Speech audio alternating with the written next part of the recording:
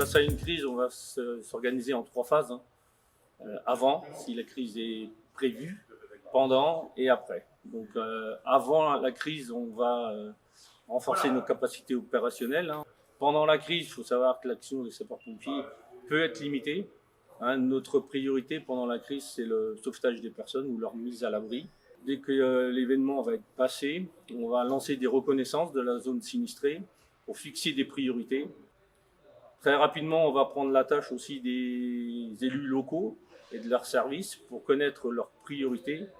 Une fois que la crise est passée, on va, là aussi, en lien avec les autorités locales, définir les priorités pour un retour à la normale, pour que la population puisse reprendre une vie normale. Deux emblématiques, on va dire, la tempête Xynthia en juin 2010 sur les côtes atlantiques, et notamment pour ma part sur la presqu'île piérantaise quand j'étais affecté au centre de secours de la Baule. Et puis plus récemment, en juin 2018, les inondations du secteur de la ville de Châteaubriand.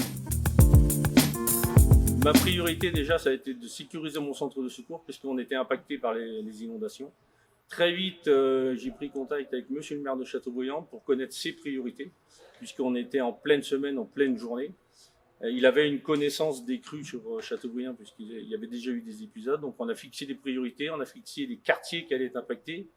Et puis très vite, s'est dégagé un enjeu majeur, c'était le maintien dans l'établissement des personnes résidant d'une maison de retraite.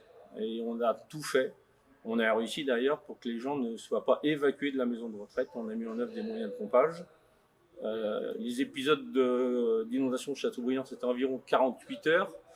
Et on va dire qu'au bout du 3e jour, on était quasiment à retour à la vie normale dans les quartiers impactés par les inondations.